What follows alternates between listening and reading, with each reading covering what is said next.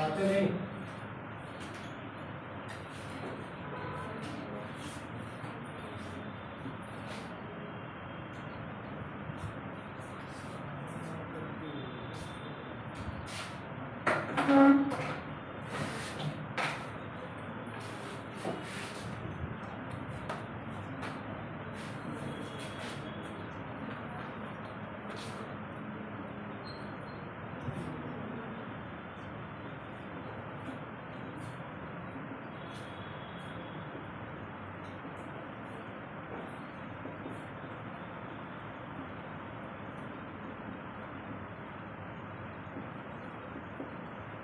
ठीक है, ये 7 पॉइंट हैं जिन पॉइंट्स में ये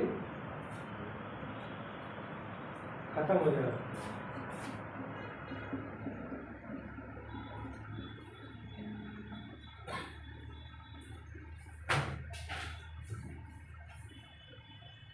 पिछली क्लास में से इनमें से ज़्यादातर पॉइंट मैंने बता दिए थे, लिखवाया नहीं था, है ना। तो अगर चाहो आप लोग इसके अंदर जो पॉइंट्स है, केवल पॉइंट्स लिखना चाहो तो लिख लेना, अगर मन हो, नहीं लिखने का हो तो मैं आगे बढ़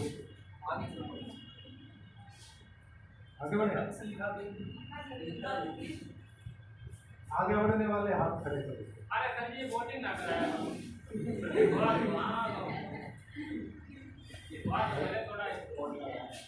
लिखवा तो देंगे, लेकिन अगर आप लोगों की इच्छा है कि इच्छा है भरपूर है क्या लिखने की,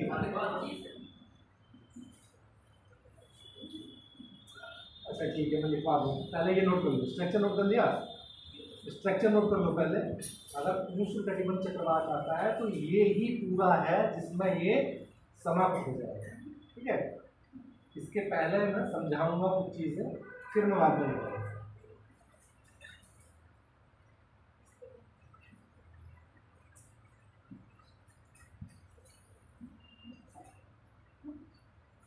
परिभाषा सब जानते ही हैं, क्या होता है उष्णकटिबंध चक्रवात? क्या है? एक निम्न वायुदाब का केंद्र है जिसमें परिधि से केंद्र की ओर हवाएं चलती हैं। ठीक है, यहाँ लो प्रेशर होगा और यहाँ क्या होगा? High pressure. और हवाएं कैसे चलती है? हमेशा हाई टू लो। ठीक है, इस तरीके से होगा। और ये उत्तरी गोलार्ध में कैसा होगा? दक्षिणी गोलार्ध में क्लॉकवाइज। ठीक है, ये पॉइंट्स है जो आपको ध्यान रखने चाहिए। ओके,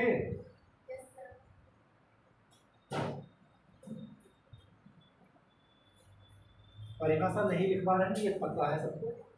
उत्पत्ति क्षेत्र और वितरण इसमें लिखो। एक मिनट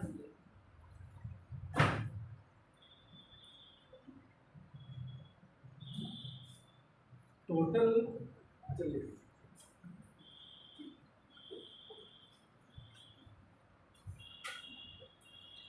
ये सबका नोट हो गया है? कोई बचा है? मिटा रहा हूं मैं इसको, मिटा दे।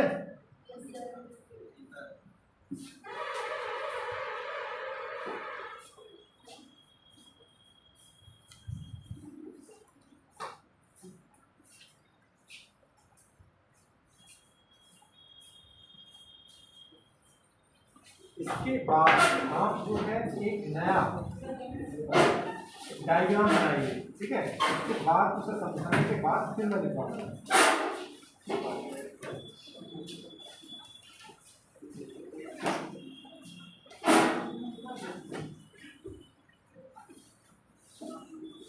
ये है साइक्लोन का मेन डायग्राम। बातें करना बंद करो, जो शायद ही आपने पहले कभी देखा हो। देखा है?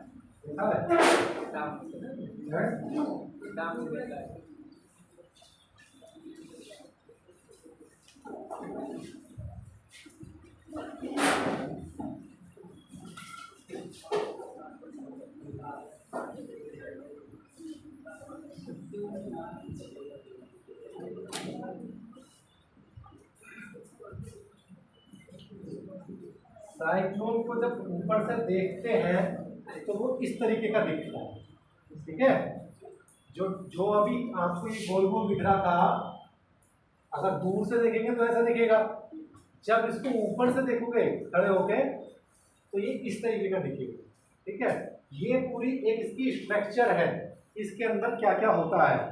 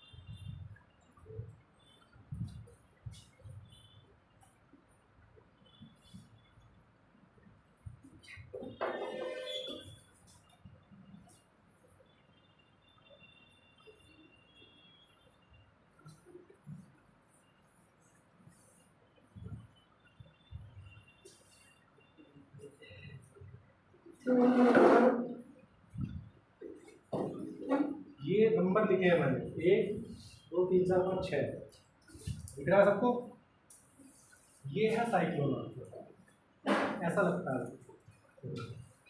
अब इसमें देखो, जो सबसे पहला नंबर है ये वाला, इसको पता क्या कहते हैं? साइक्लोन की आँख, इसे कहते हैं चक्षु, आई ऑफ साइक्लोन। ये बीच वाला खाली, ये वो स्पेस होता है जहां हवाओं का अवतलन होता है, ठीक है। और इनके दोनों तरफ से हवाएं ऊपर की उठती हैं, यानी कि इसमें क्या होगा, ऊपर से हवाएं इसमें आएंगी भी, यहाँ अवतलित होंगी, फिर ये ऊपर को उठना शुरू होती है, ऐसे ऊपर को उठना शुरू होती है, ठीक है। ये जो कंडीशन होती है, जो साइक्लोन की आंख होती है। अब यहाँ देखो क्या कंडीशन बता रहा हूँ मैं, यहाँ पहला होगा क्या, लो प्रेशर, ठीक है। लो प्रेशर होगा, आंख है, तो इस जगह पर बिल्कुल जो मौसम होगा बिल्कुल शांत होगा। जैसे आपने कभी एक एंटी साइक्लोन अगर देखा हो, है ना, उसके केंद्र में, उसमें एंटी साइक्लोन में बिल्कुल मौसम शांत होगा, हवाएं शांत होंगी। इस पूरे एरिया में, पूरे साइक्लोन में, इस एरिया में किसी भी प्रकार की कोई गतिविधि नहीं होगी। अगर ये आपके ऊपर आ गया तो उस समय बिल्कुल, चाहे उससे आधे घंटा पहले बहुत तेज धूप, सब कुछ हो रहा होगा, बारिश हो रही होगी, जैसे ही ये वाला पोर्शन आप साइक्लोन का आएगा आपके ऊपर, तुरंत वहां पर धूप निकल जाएगी, बादल हट जाएंगे, सब कुछ क्लियर हो जाएगा। और ये कंडीशन लगभग आधे घंटे तक ऐसी ही बनी रहेगी, जब तक कि साइक्लोन चल रहा है उधर को, जब तक ये पूरा ये वाला हिस्सा इसका पार नहीं हो जाएगा। जैसे ही पार होगा फिर से आंधी तूफान बारिश हो जाएगी शुरू, है ना। तो आँख जो होती है, उस आँख में वायु का वेग शून्य हो जाता है, मेघ नहीं रहते हैं, आसमान बिल्कुल साफ है। फिर आँख के बराबर में जस्ट ये लगा हुआ जो है, ये इसको कहते हैं आँख की दीवाल। वो आँख है, आँख की दीवाल है। ये जो आपकी दीवारें देख रहे होंगे, ये क्या है, ये जो ऊपर उठे हुए हैं, ये बादल है ना। आपकी दीवार में देख रहे हैं बादल कितने ऊपर उठे हुए हैं, कितने मोटे हैं। तो ये जो बादल हैं, इन बादलों में जस्ट आपकी दीवार से लगे हुए जो भयंकर इसमें बारिश होती है, कड़क झंझा बनता है, बिजली की चमक गरज के साथ में बहुत तेज यहाँ पर बारिश देखने को मिलेगी। ठीक है, तो दूसरा क्या हो गया, आपकी दीवार। तो ये बादल कौन सा होगा आपको बताया, उसमें मैंने बताया है, बादल आपको करा चुका हूँ। ये बादल कौन सा है,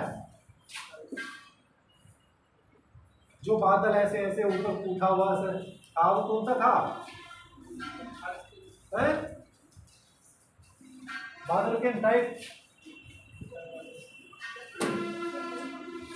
पढ़ते ही नहीं, बादल का डायग्राम ही नहीं देखा होगा अच्छा। कपासी बादल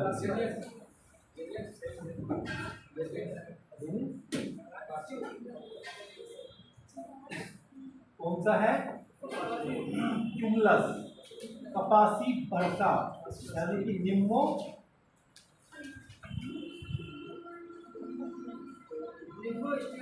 स्टेट नहीं, निम्बो और क्या कहते हैं उसे, कपासी का क्या नाम बताया मैंने, क्यूमुलस, निम्बो क्यूमुलस या क्यूमुलस निम्बो या कपासा बरसी, वर्षा इसमें बादल। तो ध्यान में रखो, जो बादल बन रहे हैं, ये सारे बादल बने हुए हैं, ये आपको बताने हैं। ठीक है, तो ये वाले बादल बनेंगे, तड़ित झंझा के साथ में बारिश होगी। तड़ित झंझा क्या होता है,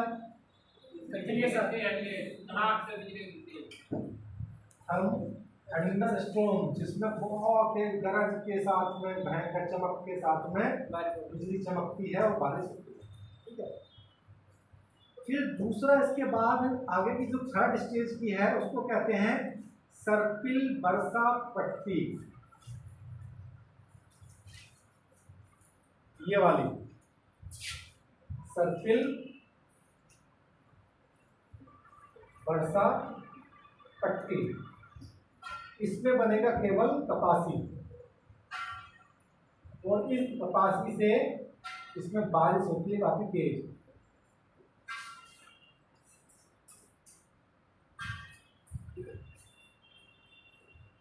फिर इसके बाद आता है नेक्स्ट जो है, उसको बोलते हैं 4 नंबर वाले को वलयाकार पट्टी, वलयाकार पट्टी। उस 4 नंबर वाली में आपने एक चीज देखी होगी, ये 4 नंबर है, यहाँ देख रहे होंगे ये हवाएं आई, हवाएं यहाँ आके 4 के पास में क्या हो रही है, गिर रही हैं। हवाओं का क्या हो रहा है, अवतलन हो रहा है, और जहां अवतलन होगा वहां क्या हो जाएगा, अगर कोई चीज ऊपर से गिरेगी नीचे तो वहां क्या हो जाएगा, प्रेशर हाई हो जाएगा, और जब हाई प्रेशर हो जाएगा तो उसके क्या होगा, बारिश नहीं होगी। इन बातों को, तथ्यों को समझो, जहां लो प्रेशर होता है वहां साइक्लोन बनता है, उसके भी केंद्र में नहीं होगी, उसके आसपास के क्षेत्र में, लेकिन जहां हवाएं दबा रही हैं किसी चीज को, वहां हाई प्रेशर बन गया तो वहां बारिश बिल्कुल नहीं होगी। ठीक है, तो ये जो पट्टी है, इसमें हवाओं का अवतलन होता है, बारिश बहुत ही कम होती है। ठीक है, फिर इसके बाद जब ये हवा पट्टी से हवा नीचे गिरी तो फिर क्या होगा, हवाएं नीचे गिर गई, फिर क्या होगा, अवतलन हो गया। अब उसके बाद अगली पट्टी में क्या हुआ, ये हवाएं ऊपर उठ गई, और जब ऊपर उठी तो ये फिर से बादलों का निर्माण हुआ। ठीक है, और जब बादलों का निर्माण हुआ तो बारिश, फिर इस कंडीशन में यहाँ आकर फिर से बारिश शुरू हो जाएगी। तो इस पट्टी का नाम है बाह्य संवहन पट्टी, बाह्य संवहन पट्टी। क्यों इसको नाम दिया गया संवहन, क्यों संवहन नाम दिया गया, एक जगह से दूसरी जगह ट्रांसफॉर्मेशन होगा। संवहनकरण क्या होती है, कोई चीज हवा जब नीचे से ऊपर को उठती है तो उसको कन्वेंशनल करंट बोलते हैं, संवहन धारण बोलते हैं। तो यहाँ क्या हो रहा, हवा नीचे से ऊपर को उड़ रही है। जैसे मैंने आपको बताया विषुवत रेखीय क्षेत्रों में हवाएं नीचे से ऊपर को उठती हैं, है ना। वहाँ क्या होता है, प्रत्येक दिन संवहन होता है, प्रत्येक दिन बारिश होती है। तो वो किससे होती है, उस वर्षा को भी बोलते हैं क्या, संवहनीय वर्षा। इनसे जो वर्षा होगी वो कैसे होगी, संवहनीय वर्षा। ये किससे हो रही है, ये धरातल के गर्म होने के कारण संवहनीय वर्षा होती है। ठीक है, यहाँ तक कोई दिक्कत नहीं। इसके बाद ये छठा नंबर जो मैंने बतासे लिखा है, छठे नंबर में कुछ नहीं होता, हल्के फुल्के से बादल दिखलाई देते हैं छठे नंबर वाले में। तो उसको कहते हैं सीमित मेघा आच्छादन प्रदेश, सीमित मेघा आच्छादन प्रदेश।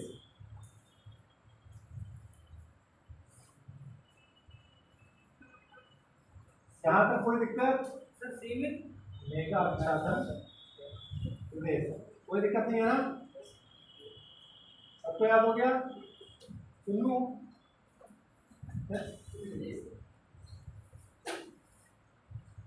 बात को समझ गए, ये एक ट्रॉपिकल साइक्लोन है। अब संवहन का पेटी बताया तो है, अरे अभी लिखवा देंगे ये चीजें। संवहन पेटी में हवाएं जो नीचे गिरी, गिरने के बाद धरातल पर जब पहुंची, धरातल कैसा मिलेगा, क्योंकि ट्रॉपिकल गर्म क्षेत्र है, धरातल कैसा होगा, गर्म होगा। गर्म होने के कारण वो हवाएं फिर से ऊपर को उठेंगी, तो ऊपर को उठेंगी तो संवहन होगा, संवहन होगा तो फिर से बारिश शुरू हो जाएगी। ठीक है, ये कंडीशन। अब आता है कि कोई एक साइक्लोन, यही साइक्लोन मान लो आपके सिर के ऊपर से गुजरना शुरू होगा, तो इस साइक्लोन में कौन कौन से घटनाएं घटित होंगी, पहला सुन लेना, लिखवा में बाद में दूंगा ये सब चीजें, सुन लेना। जैसे ही साइक्लोन आएगा तो सबसे पहला पॉइंट, वायु दाब कम हो जाएगा। क्यों कम हो जाएगा, क्योंकि साइक्लोन में निम्न वायु दाब होता है, लो प्रेशर होता है, ऊपर हाई होता है, नीचे लो होता है। तो जो साइक्लोन जो हमारे पास आ रहा है वो कौन सा है, लो वाला, क्योंकि धरातल से जो जिसका हिस्सा जो जुड़ा है वो ये दो तरीके का, ऊपर कैसा हाई प्रेशर रहेगा, नीचे लो रहेगा। ये वाला हिस्सा धरातल पे आएगा, जहां जहां से ये गुजरेगा वहां वहां लो प्रेशर होता चला जाएगा। ठीक है, पहला पॉइंट हो गया लो प्रेशर। दूसरा पॉइंट, आकाश बिल्कुल साफ सुथरा रहेगा, लेकिन साइक्लोन के आने से पहले कौन से बादल आकाश में दिखने लगते हैं, सब कौन से बादल दिखते हैं, पक्षाप बादल। पढ़ते ही नहीं हो, घर पे जाके एक बार बादल देख लेते हो वो है?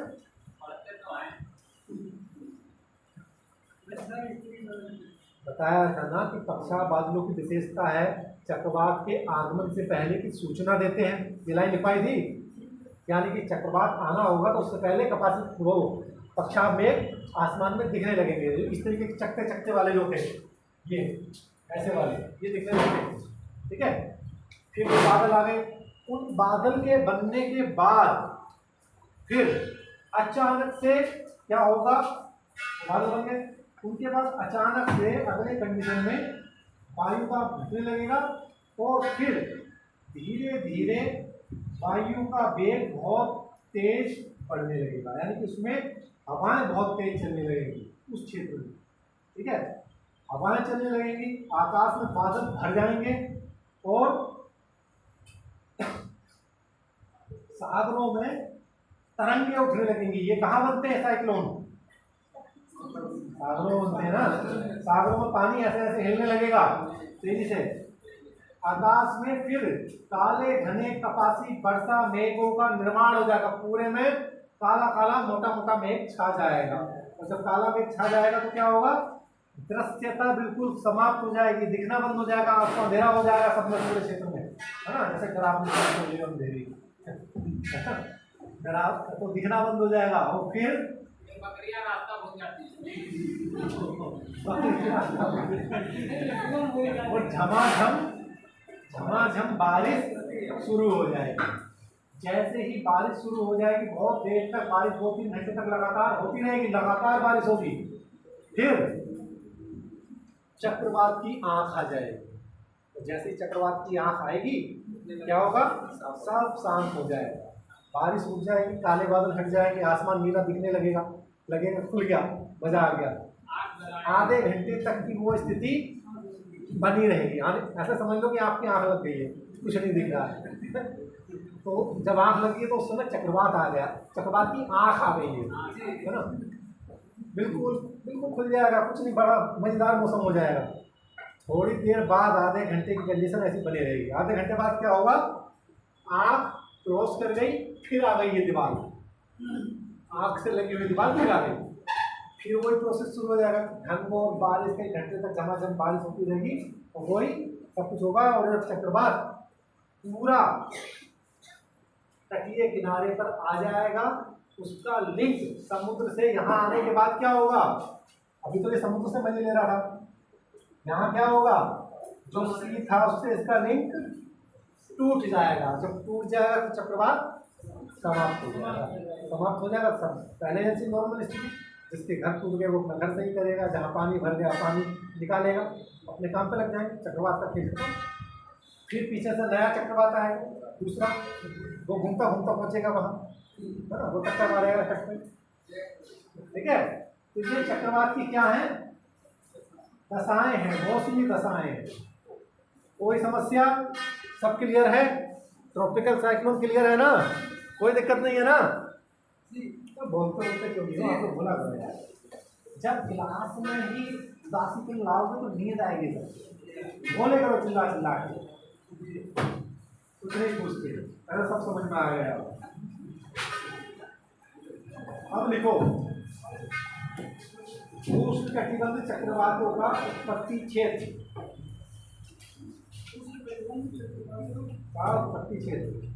एवं वितरण।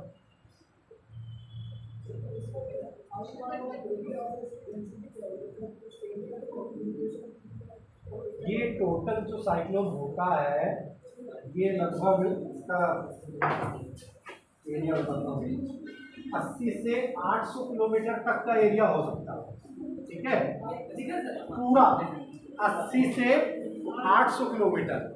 अब ये 800 किलोमीटर को तोड़ लो, कितना पार्ट कितने का होगा, तो मुझे लगता है ऐसी 4-5 किलोमीटर का हिस्सा होगा, ज़्यादा 10 किलोमीटर का हिस्सा होगा। आइए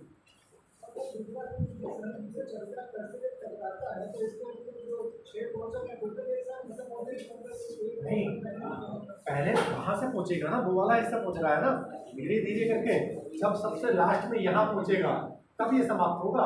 वहां तक तो तबाही मचाएगा ना, तभी तो हवाएं आती हैं। अगर वही समाप्त हो जाएगा टकराते ही, तो फिर हवाएं अंदर के क्षेत्रों में नहीं आती, है ना।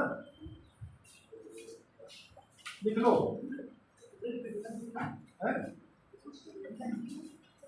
चक्रवातों का वितरण, इसके टोटल 6 एरिया हैं, कितने, 6 क्षेत्र हैं जहां पर उष्णकटिबंध चक्रवात आता है। नंबर 1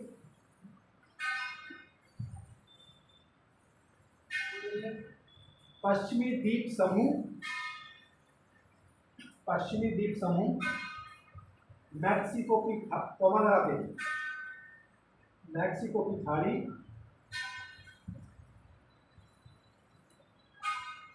तथा कैरेबियन सागर।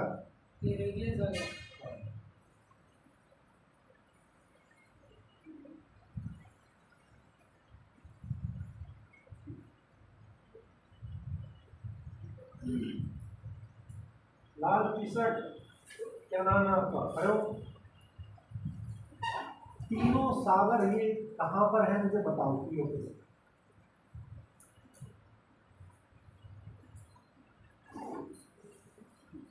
नहीं पता, पीछे सबसे पीछे, हाँ ये आप जो है ब्लैक, पता है कहाँ है,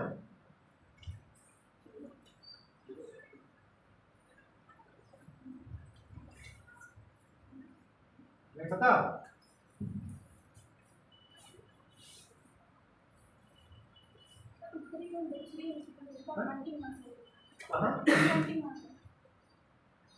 कितनों को पता है, हाथ खड़ा करो। अरे बस मैं पूछो, कितनों को पता है कि कहाँ है, एक कोई, दो को, आप लोगों से मैं बार बार कह रहा हूँ बेटो कि आप लोग एटलस का अध्ययन करो। क्यों नहीं कर रहे हो? क्यों समुद्र याद नहीं कर लेते हो कि कौन सा समुद्र कहाँ है?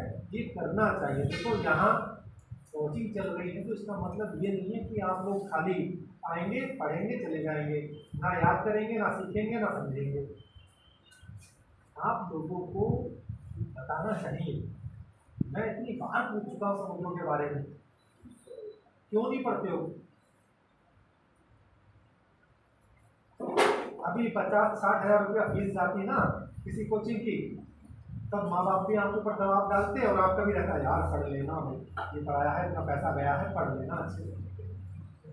ये मेंटली रूप से होता है। जब चीज़ मुफ्त में मिलती है तो फिर लगता है कि ऐसे काम चल रहा है।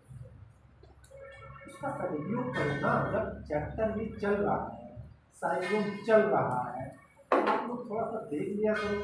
ओसेनिक ज्योग्राफी चला था तो उसको पढ़ लेते, करंट चली थी तो समुद्र सारे देख लेते कौन सा कहाँ है। किसी दिन आप बना के भी ला सकते हैं कि सर मैंने ये बनाया है, ये करंट यहाँ से इस समुद्र में जाती है, इस समुद्र का ये नाम है, इसका ये नाम है, इसका ये नाम है, इसकी ये विशेषता है। कुछ नहीं पता है, ऐसे काम नहीं चलेगा। दूसरा नंबर वो पहला था, खाली वो अकेला पहला था, इसमें 3 थे।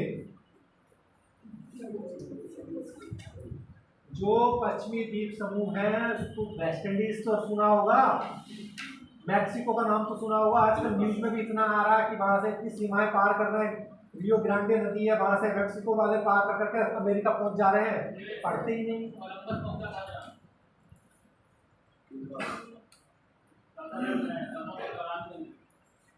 नंबर 2, उत्तरी प्रशांत महासागर के पश्चिमी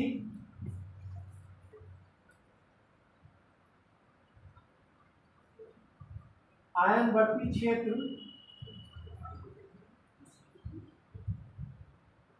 फिलीपींस, पश्चिमी प्रशांत उत्तरी पश्चिमी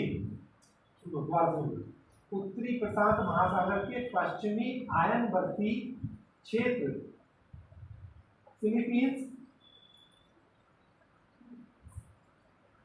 चीन सागर तथा जापान सागर।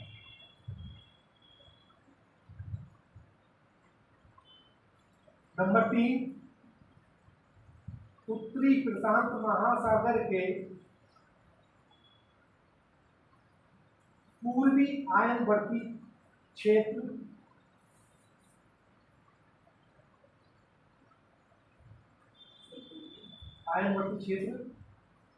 गैस लगा के मैक्सिको तथा मध्य अमेरिका के पश्चिमी तट।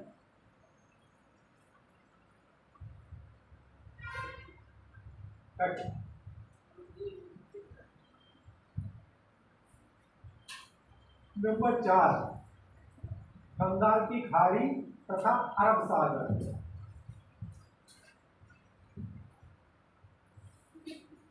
नंबर 5, दक्षिणी प्रशांत महासागर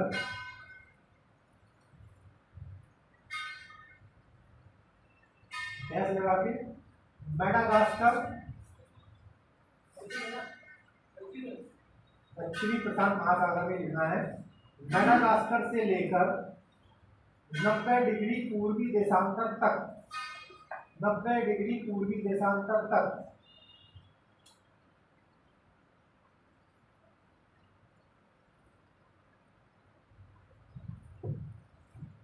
नंबर 6, दक्षिणी हिंद महासागर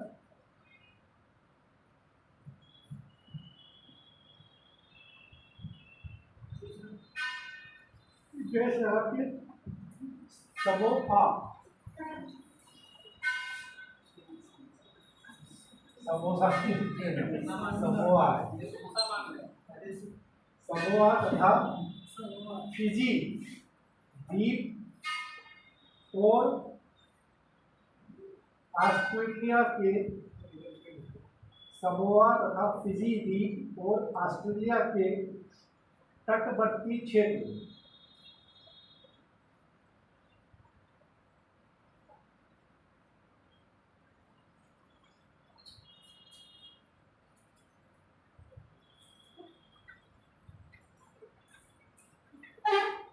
ठीक है, ये इसके क्षेत्र के क्षेत्र के बाद आ जाएगा नेक्स्ट उष्णकटिबंध चक्रवात की विशेषताएं। पहला पॉइंट सीधा पॉइंट में लिखना, उष्णकटिबंध चक्रवात की विशेषताएं। पहला पॉइंट,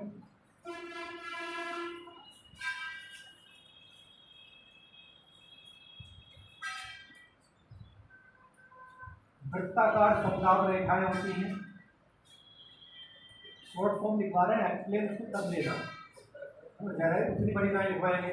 इस चक्रवात के अंदर वृत्ताकार रेखाएं होती हैं जो परिधि से केंद्र की ओर वायु दाब कम होता चला जाता है। इसको लिखवाने की जरूरत नहीं है, इसी से समझ जाओ होती है। दूसरा पॉइंट, इनका वेग 120 से 200 किलोमीटर प्रति घंटा होता है। 120 से 200 किलोमीटर प्रति घंटा, कितने लिखो। अगला पॉइंट, इनका व्यास 80 से 800 किलोमीटर होता है। 80 से 800 किलोमीटर।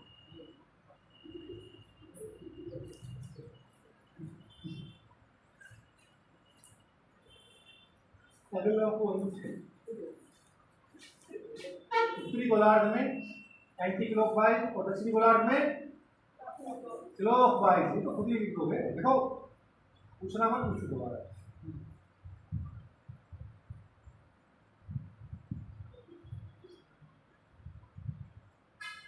अगला पॉइंट, दक्षिणी गोलार्ध में इनकी गति मंद होगी या तीव्र? तीव्र होती है। अगला पॉइंट,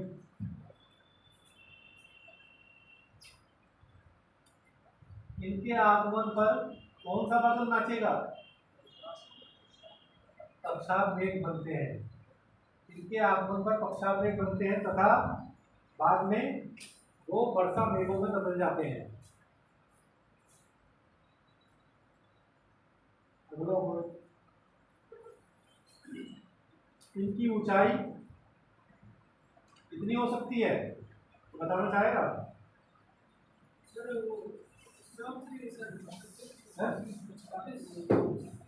कितनी हो सकती है बताओ। ऊंचाई कितनी होगी? 6000 से 20000, 6000 से 20,000।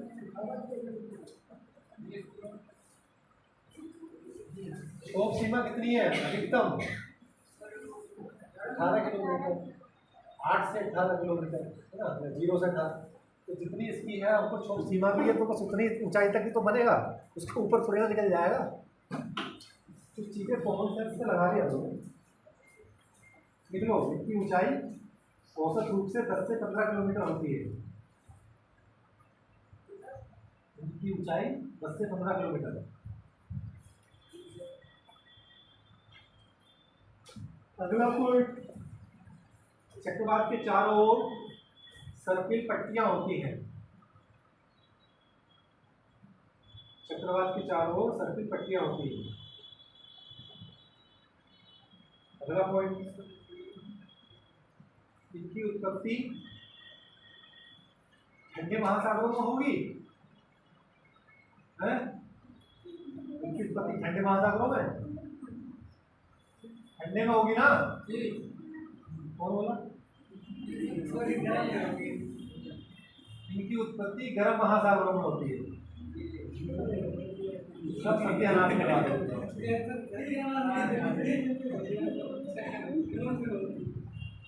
इतना चिल्ला के बता रहे थे पहले, गर्म सागर होना चाहिए, टेम्परेचर 27 डिग्री से ज़्यादा होना चाहिए, ये होना चाहिए। तो वही आदमी क्या होगा? देखो अगला, इनकी दिशा पूरब से पश्चिम की ओर होती है।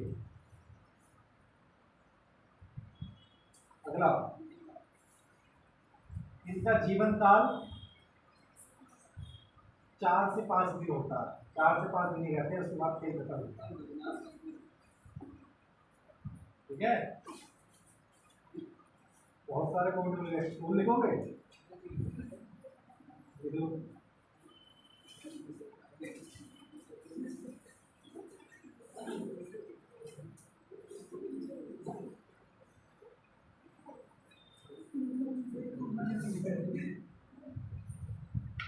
ये है हमेशा गतिशील नहीं होते हैं, कभी सोच रहे हो चलता चला जाएगा, ऐसा नहीं है, एक जगह पे रुक जाते हैं।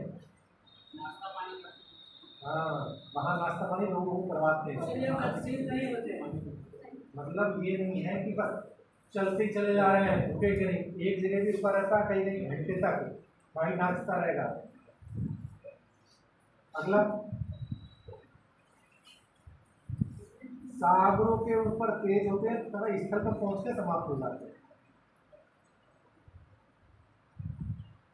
अगला, बहुत सारे पॉइंट होते हैं, इनको भी मिलेंगे भी। सागरों के ऊपर तेज चलते हैं और तट पर पहुंचते ही समाप्त हो जाते हैं। अगला, ऐसे लिखना, अगले में ऐसे लिखना, ये लगाया तीर, यूएसए, हरिकेन, फिर कॉमा लगा लेना, बस इतना इतना नाम लिखना। इसका मतलब यह है संयुक्त राज्य अमेरिका में इसको हरिकेन से नाम है इसका। यूएसए, हरिकेन, चीन, टाइफून,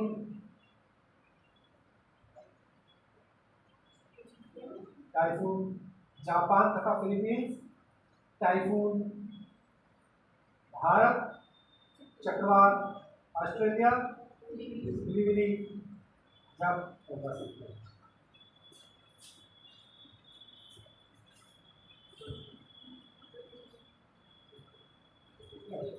इतनी ये इसकी विशेषताएं होंगी। अब नया हेडिंग बनाइए, उष्णकटिबंध चक्रवात की उत्पत्ति, उष्णकटिबंध चक्रवात के उत्पत्ति की दशाएं।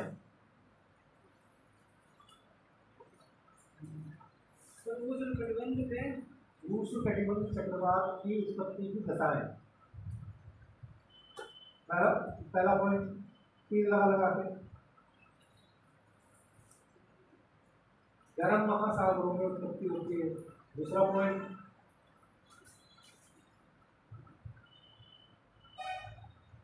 सागर विशाल होना चाहिए तथा जल की गहराई 60 से 70 मीटर होनी चाहिए। सागर विशाल तथा जल की गहराई 60 से 70 मीटर होनी चाहिए। अगला पॉइंट, जल का तापमान 27 डिग्री सेंटीग्रेड से अधिक हो,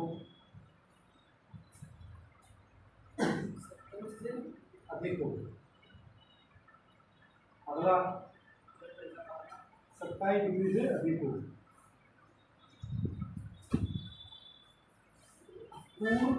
पूर्वी विक्षोभ की स्थिति होनी चाहिए, पूर्वी विक्षोभ की स्थिति होनी चाहिए।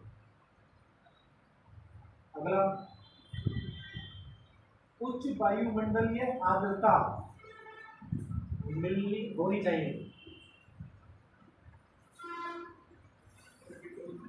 उच्च वायुमंडलीय आर्द्रता होनी चाहिए। इसका क्या मतलब है?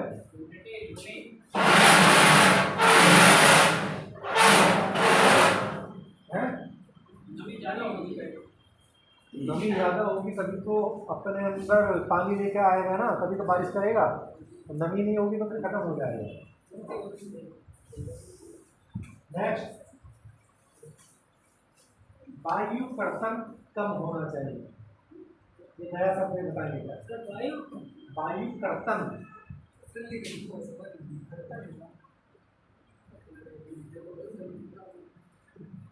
वायु कर्तन कम होना चाहिए, इसका मतलब क्या है? कोई बता पाएगा? नहीं बता पाएगा।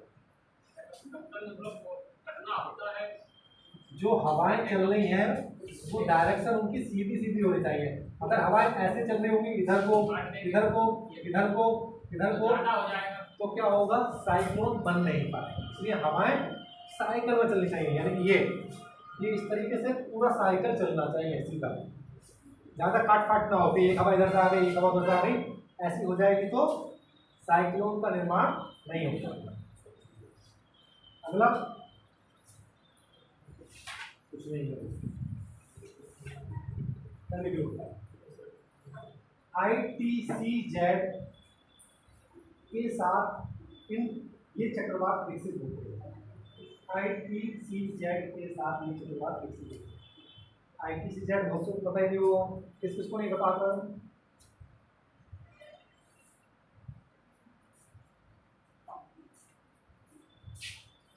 ये देखो, ये क्या है, 0 डिग्री, 0 से 5 डिग्री दोनों तरफ, 5 इधर 5 इधर, ये जो पूरी पट्टी होती है, इस पट्टी को ही ITCZ बोलते हैं, उष्णकटिबंध जोन।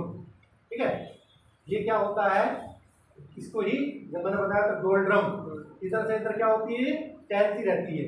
जब ये पट्टी ऐसे ऐसे करेगी, जहां जहां उठेगी, जहां ये यहाँ पर ही साइक्लोन बनेंगे, जहां जहां ये पहुंचती रह जाती है।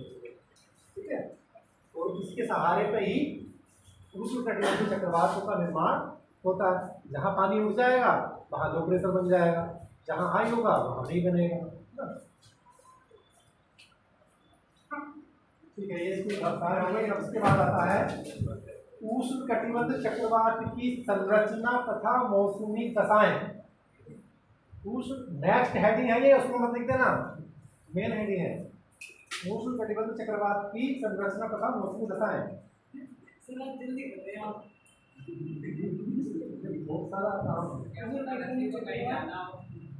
कहीं जाना हो इस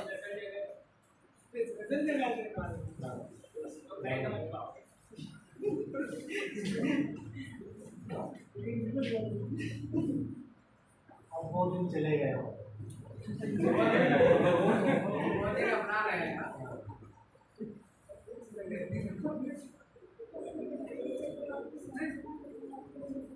लिख लो,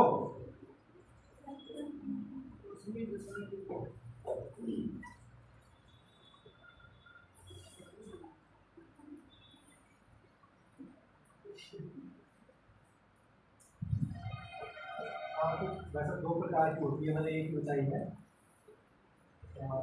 तो लिखवा देता हूँ। पहले देखो, क्षैतिज संरचना, क्षैतिज संरचना जो डायग्राम बनाए थे ना, वो क्षैतिज संरचना। ये नंबर 1 आंख। अब इसके अंदर क्या होगा वो पॉइंट लिखवाऊं, बिना लिखे समझ में नहीं है, बहुत छोटा छोटा लिखा।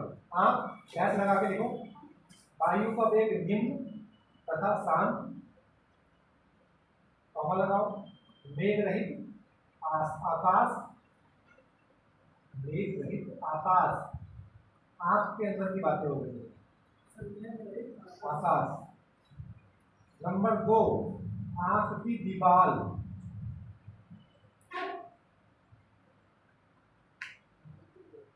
इसमें डैश लगा के लिख लो, आंख के चारों ओर का भाग,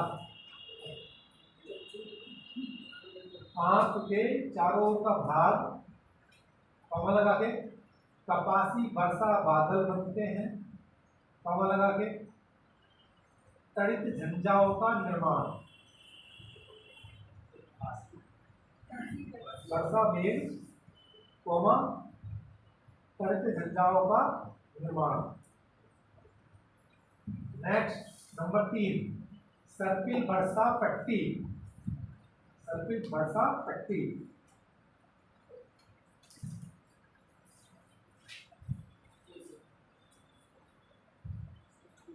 सर्पिल वर्षा पट्टी में लिख लो, ऐसा लगा के, कपासी वर्षा बादल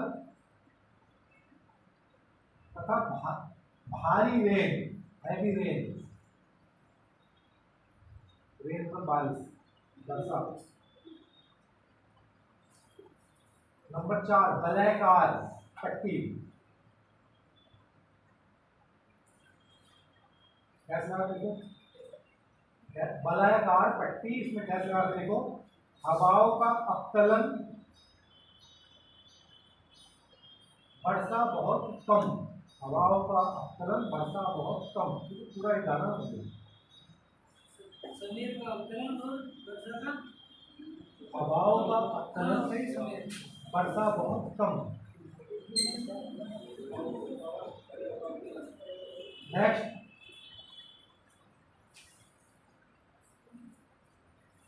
बाह्य या बाहरी संवहन पट्टी।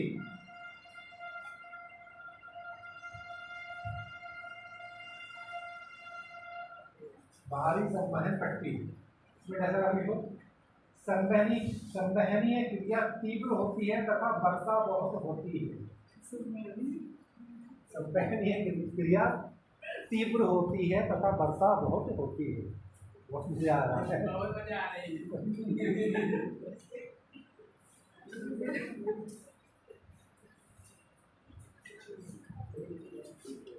अगला लिखो, अभी तो ट्रॉपिकल हुआ है, टेम्परेट बचा है, जल्दी जल्दी लिखो, उसे बताएंगे, वो अलग टाइप का है। लिखो नंबर 6, सीमित मेगा आच्छादन प्रदेश। सीमित मेगा आच्छादन प्रदेश या मेघ आच्छादन प्रदेश, इसमें लिखो छुट-पुट बादल बनते हैं, छुट-पुट बादल बनते हैं।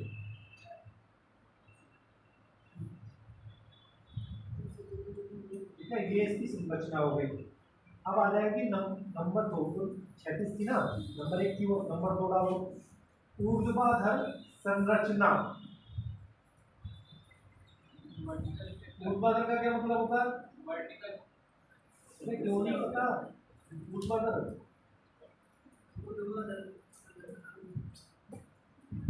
इतने ऐसे हैं जो ऊर्ध्वाधर का मतलब नहीं समझते हैं। आप खड़े करो, सब पूछ लूंगा मैं।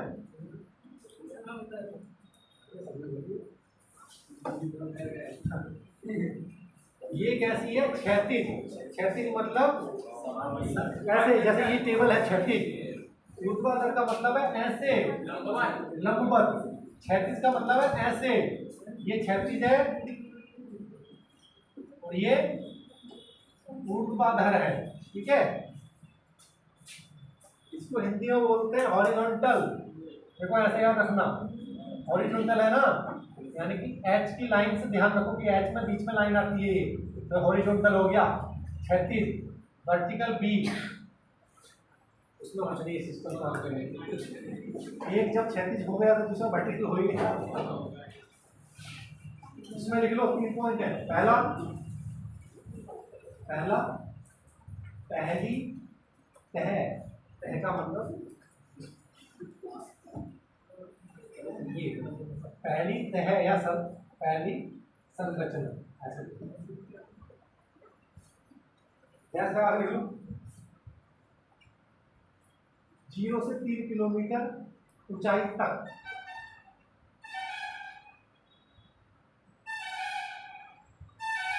दूसरा पॉइंट, दूसरी तह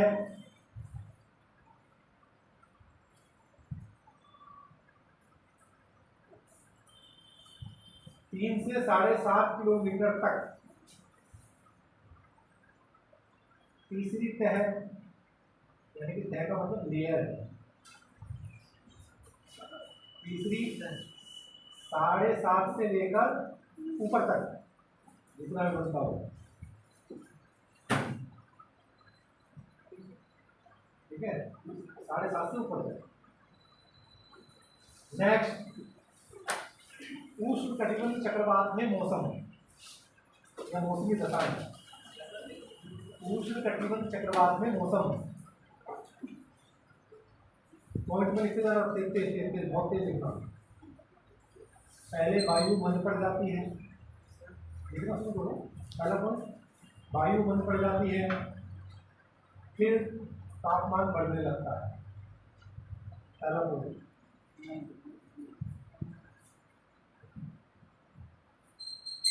अच्छा सुनो, से पॉइंट पर लिखकर पैराग्राफ में लिखवा दो, पैराग्राफ में लिखवा दो, मिक्स हो जाएगा।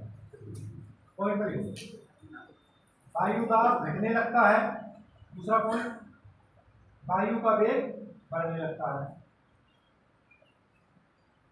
वायु दाब घटने लगता है, वायु का वेग बढ़ने लगता है। तीसरा पॉइंट, आकाश में पक्षाघ बादल छा जाते हैं। चौथा पॉइंट, सागर में तरंगे उठने लगती हैं।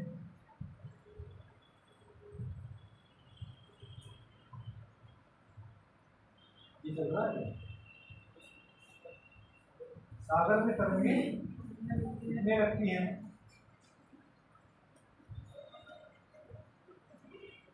आकाश में काले काले कपासी बादल छा जाते हैं। एक क्रम से हो रही है सारी स्थिति। भीषण, अगला पॉइंट, भीषण मूसलाधार वर्षा प्रारंभ हो जाती है। मूसलाधार का मतलब पता है आप लोगों को? इसको कहते हैं एक ही जगह पर हाईएस्ट स्पीड से होती है, लगातार एक जैसी बारिश छमछम होती रहती है। हो गया ये। आकाश की दृश्यता समाप्त हो जाती है।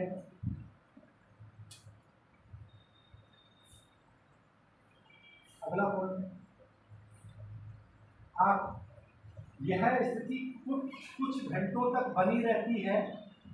यह स्थिति कुछ घंटों तक बनी रहती है, फिर अचानक से यह स्थिति कुछ घंटों तक बनी रहती है, फिर अचानक से वायु शांत पड़ जाती है।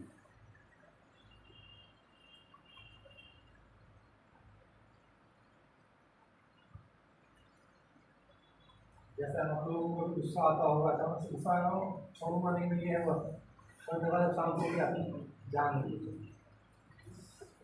ऐसे ही। अगला, आकाश मेघ रहित तथा साफ हो जाता है। आकाश मेघ रहित तथा साफ हो जाता है, वर्षा रुक जाती है।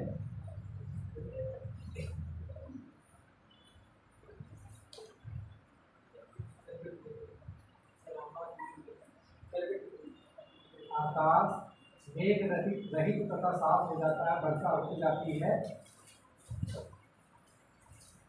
क्योंकि चक्रवात का चक्षु आ जाता है।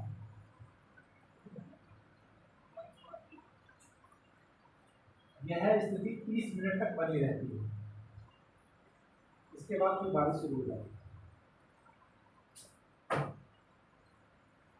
बहुत हो गया, बहुत ही हो गया।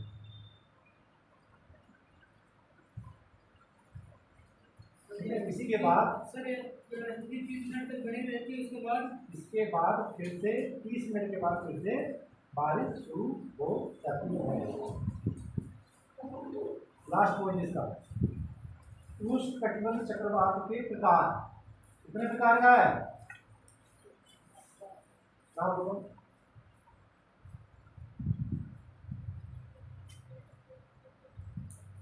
पॉइंट पर लिख लो, 4 प्रकार का है। नंबर 1, उष्णकटिबंध विक्षोभ। अब चक्रवात के ऊपर लिखने आपको मिल गया तो धारणा लिख दोगे आप, अगर पढ़ लोगे। उष्णकटिबंध विक्षोभ पहला। नंबर 2, उष्णकटिबंध अवदाब विक्षोभ। दूसरा अवदाब। तीसरा तूफान।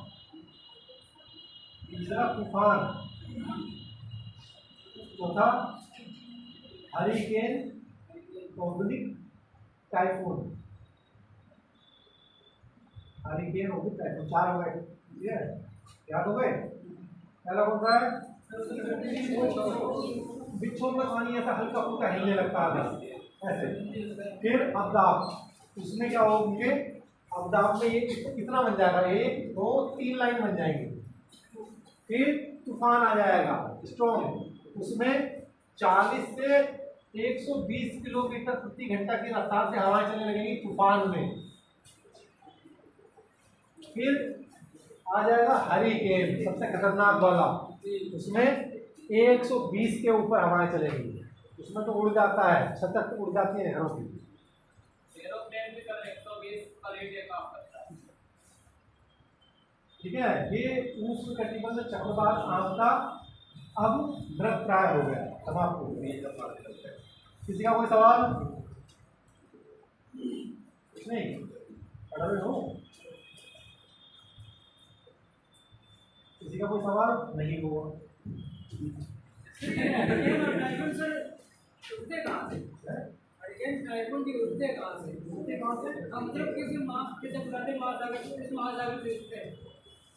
अभी तुम लोगों को एरिया दिखाया उन्होंने, मैक्सिको की खाड़ी से उठेगा, उधर घुस जाएगा और ये उस नदी के, मिसिसिपी नदी के सहारे सहारे अंदर पहुंच जाता है। ठीक है, देखी है मिसिसिपी नदी, देखी है जो मैक्सिको की खाड़ी है, ये है ये मिसिसिपी नदी है। यहाँ पैदा होते हैं, चलते चलते यहाँ इस नदी में भी पहुंच जाते हैं यहाँ तक। सर एक चक्रवात चक्रवात ये कहाँ से उठता है? ये इनके नाम है। हर साल जो चक्रवात आते हैं उन चक्रवातों का नाम नया नया रखा जाता है। उस जो है वो इसी का एक टाइप, वो कोई पर्टिकुलर कौन ही चक्रवात का है? हाँ, हर साल नए नाम होंगे। एक बार ऐसा होगा कि जो आपका नाम है वो भी नाम का चक्रवात हो जाएगा, है ना? कुछ भी हो सकता है। एक बार कैटरीना चक्रवात था, है ना? बहुत प्रचंड था। ठीक है, अब ये हो गया आपका शीर्ष उष्णकटिबंध चक्रवात। इसके बाद आता है शीतोष्ण कटिबंध चक्रवात। ठीक है, इसका टाइम बचा है। पहले फटाफट में उसकी भी एक स्ट्रक्चर बना दे रहा हूँ। ठीक है, उसको नोट कर लीजिए, फिर समझा देंगे।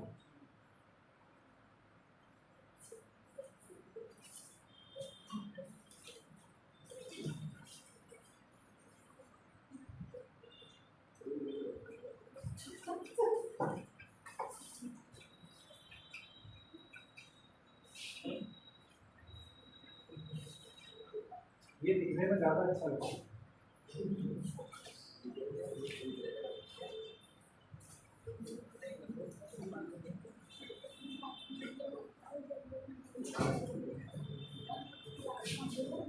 बातें नहीं,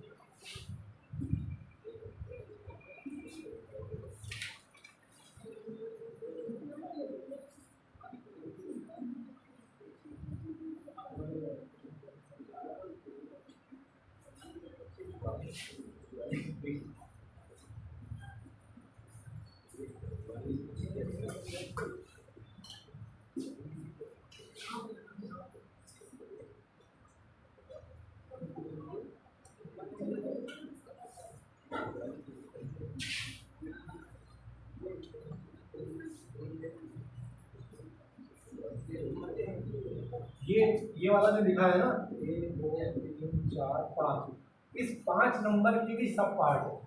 ठीक है, 5 नंबर के अंदर, उसके अंदर लिखने हैं, ये यही मेन है।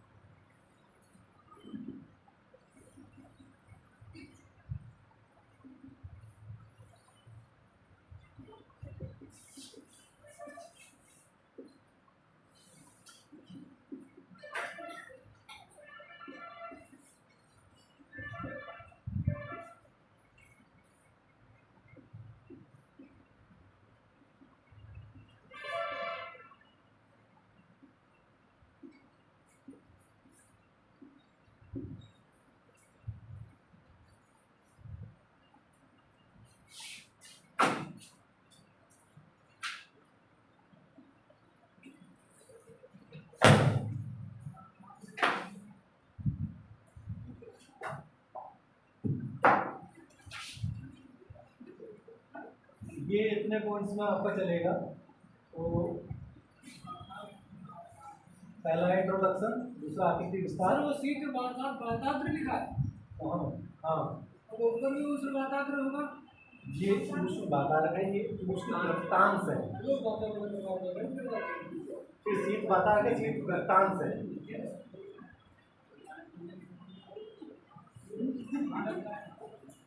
इसलिए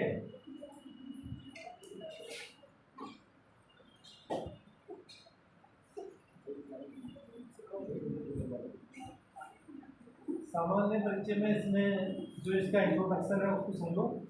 इसमें गर्म और ठंडी दो हवाएं एक दूसरे के क्षेत्र में आती हैं और इनके टकराने के कारण इस प्रकार के चक्रवात का निर्माण होता है। ठीक है, ठंडी और गर्म हवा को टकराने ठंडी गर्म हवा आएंगी, बातार बनेगा, बातार के सहारे इस तरीके के चक्रवातों का निर्माण होगा। ठीक है, अब मेन जो पॉइंट है वो है ये आकृति एवं विस्तार। उसको समझो, सीधे लिखते चलेगा और हर का समझा कर चलेगा। आकृति एवं विस्तार पहला पॉइंट, उसमें हेडिंग डाल लो, आकृति एवं विस्तार। इसका जो आकार है वो अंडाकार होता है। उसका आकार कैसा था? गोलाकार। इसका कैसा होगा? अंडाकार, इस तरीके से, या वी शेप का होगा, ऐसा अंडाकार होगा या वी आकार का होगा। दूसरा पॉइंट इसी का, इसका क्षैतिज विस्तार 900 से 1100 किलोमीटर तक होता है। वो कितने तक होता था? 800 किलोमीटर तक। ये उससे ज़्यादा है कहीं। क्षैतिज विस्तार 900 से 1100 किलोमीटर तक होता है तथा लंबवत विस्तार 10 किलोमीटर तक होता है।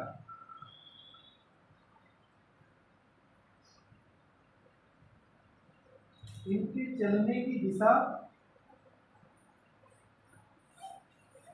पश्चिम से पूर्व की ओर है। वो कैसे चलते थे? पूर्व से पश्चिम की ओर। लेकिन सबसे बड़ा अंतर जो है वो ये चक्रवात बड़े मजे से चलते हैं, धीमे धीमे धीमे, कई महीनों तक बने रहते हैं, कई महीनों तक। वो तो कितना उसका एकदम 4 से 5 दिन, ये कई महीनों तक ऐसे पड़े रहेंगे, हिलेंगे ही नहीं। ठीक है, तो इसमें जो हवाएं चलती है वो 30 से 50 किलोमीटर प्रति घंटा की चलती है, यानी कि इतने ज़्यादा नुकसानदायक नहीं।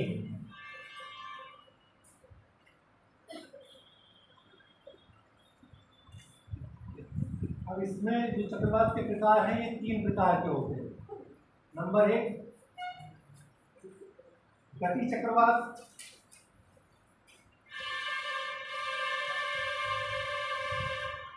नंबर 2 तापीय चक्रवात, नंबर 3 उप चक्रवात।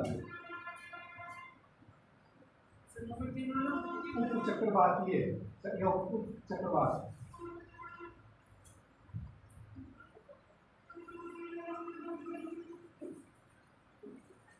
अब देखो ये जो सब है शीतोष्णकटिबंधीय चक्रवात की उत्पत्ति। ये जो उत्पत्ति वाला है पॉइंट, इसमें बेसिकली 2 सिद्धांत यूज किए जाते हैं। एक ध्रुवीय बाताक सिद्धांत और दूसरा जेट स्ट्रीम थ्योरी। 2 थ्योरी इसमें काम करती है। ठीक है, तो मैं इस थ्योरीज को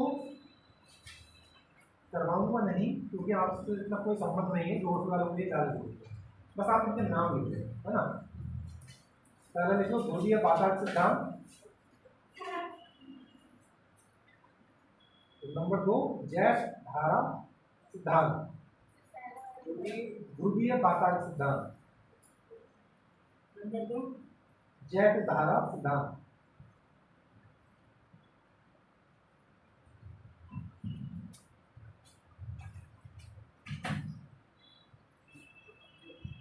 अब जो 5 नंबर वाला पॉइंट है ये ये मेन है, इस पर हम बात करें।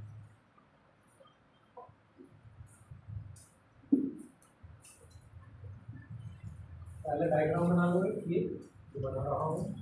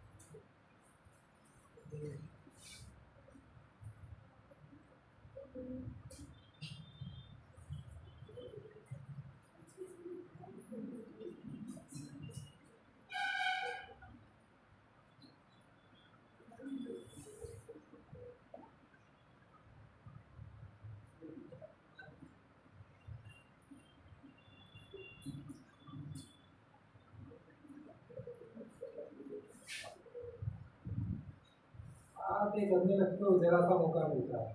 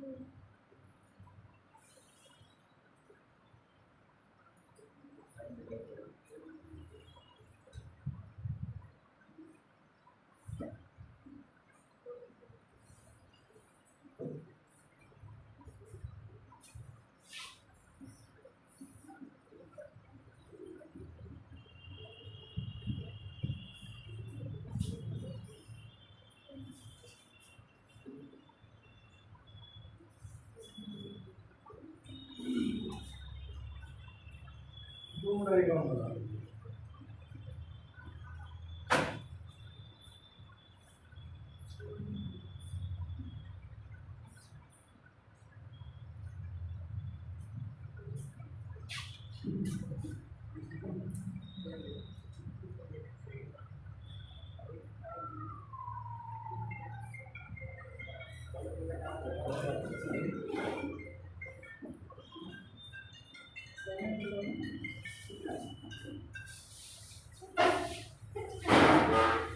इतना क्या इमरजेंसी आ गया? मैंने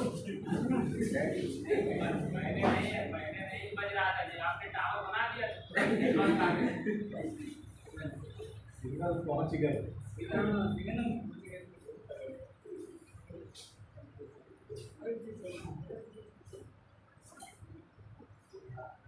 आप लोग जो है ना, बच्चे के ऊपर जगह कम थी तो मैंने एक लाइन कम की है, एक लाइन और घुमा दो उसके ऊपर, बहुत बड़ा दो।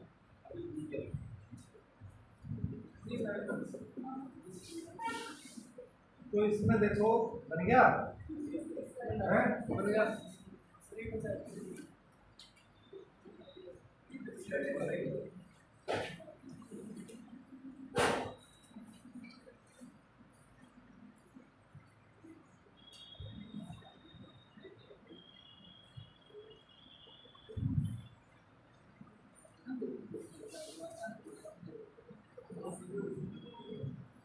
इसमें क्या स्थिति होती है, तो वायु राशि बहुत बड़ी होती है। ऐसा नहीं है कि हमारी इतनी ठंडी गर्म हवा, और बड़े एरिया में हो सकता है कि पूरे समुद्री एरिया पे गर्म वायु राशि हो, स्थल वाले पर ठंडी वायु राशि हो, ठीक है, ऐसा हो सकता है।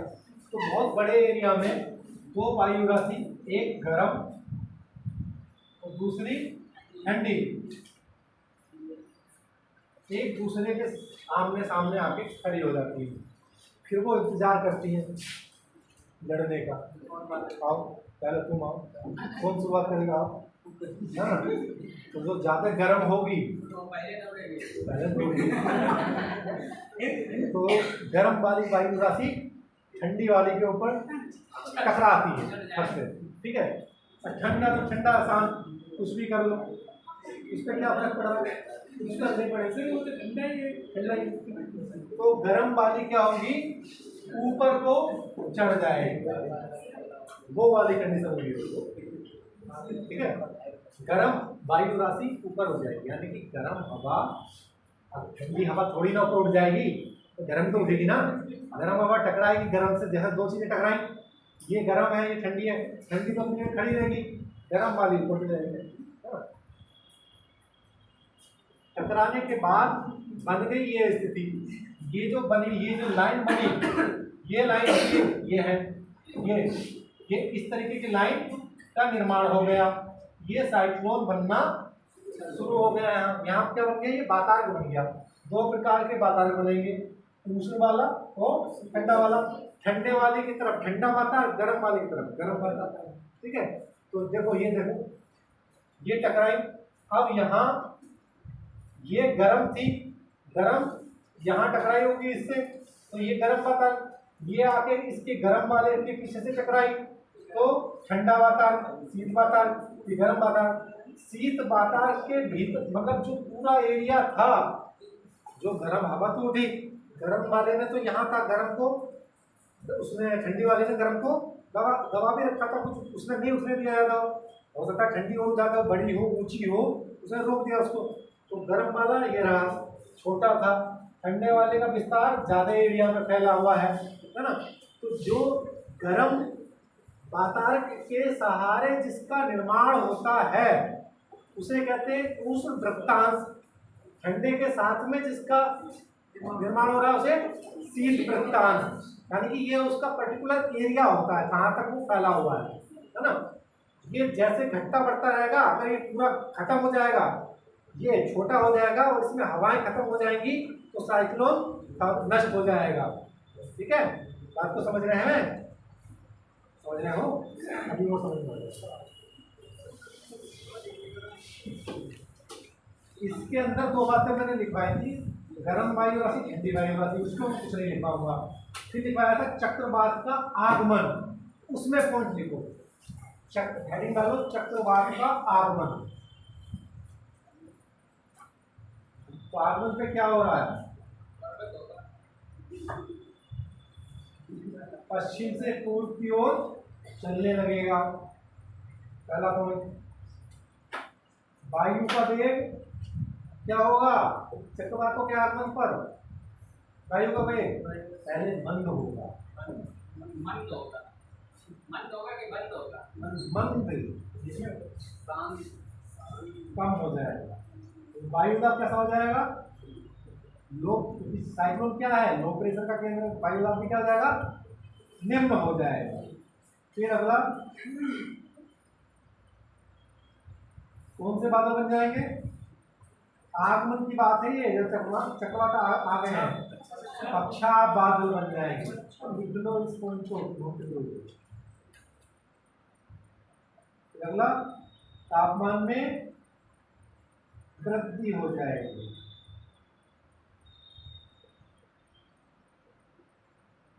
अब आ गया सबसे महत्वपूर्ण, वायु की दिशा पूरब से बदलकर दक्षिण पूरब हो जाएगी।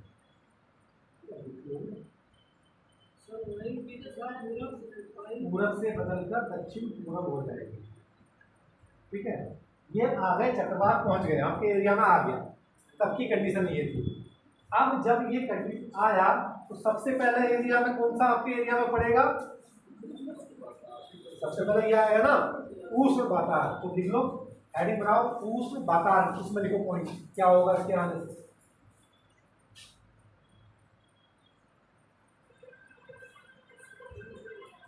देखो बादलों की घमस बढ़ जाएगी, बादलों की घमस बढ़ जाएगी। लिखो देखो टाइम बहुत कम बचा, 5 मिनट में सारा खत्म करना है।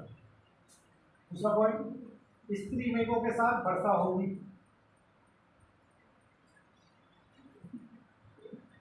नंबर 3 आकाश में बादल छाए रहते हैं। ठीक है, ये अब ये गुजर गया, बारिश कर गया, सब कुछ हो गया। अब आ जाएगा कौन सा हिस्सा चक्रवात का? ये वाला उष्ण वृत्तांश वाला। इसके अंदर कौन सी उसमें क्या होगी? मौसम में अचानक परिवर्तन हो जाए,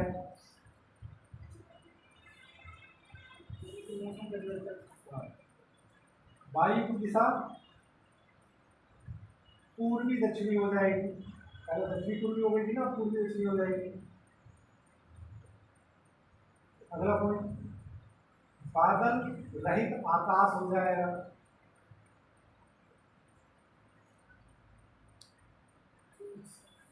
वायु दाब कम होने लगेगा तो मौसम साफ हो जाएगा।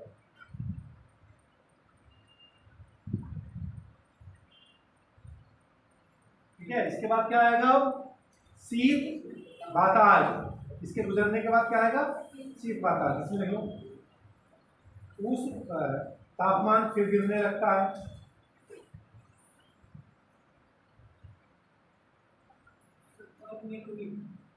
हाँ, ठंडा वाला पहुंचेगा तो तापमान कम होगा नहीं होगा? आकाश में फिर से कपासी बादल बन जाएंगे, कपासी वर्षा बादल। जब जब वातावरण पहुंचेगा तब तब बारिश होगी, जब जब वृत्तांश रहेगा तब तब बारिश नहीं होगी। ठीक है, आकाश में पुनः बादल बन जाएंगे, कपासी वर्षा बादल, फिर धंजा और बिजली की चमक के साथ बारिश प्रारंभ हो जाएगी।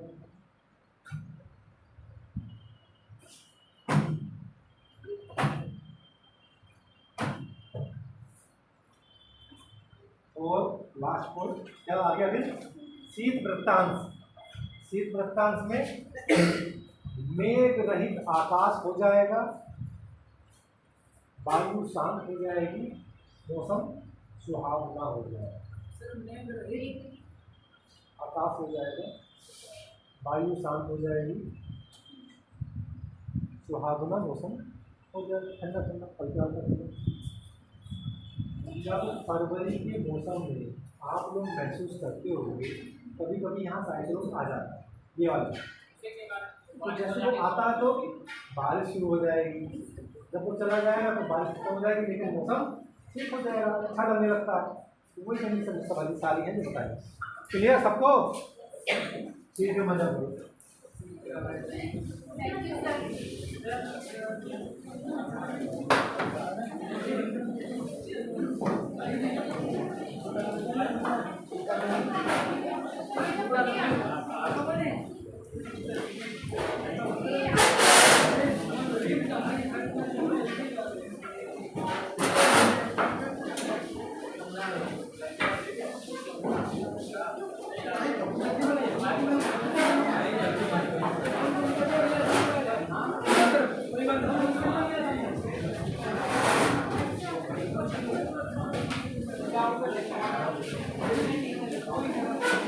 Thank you.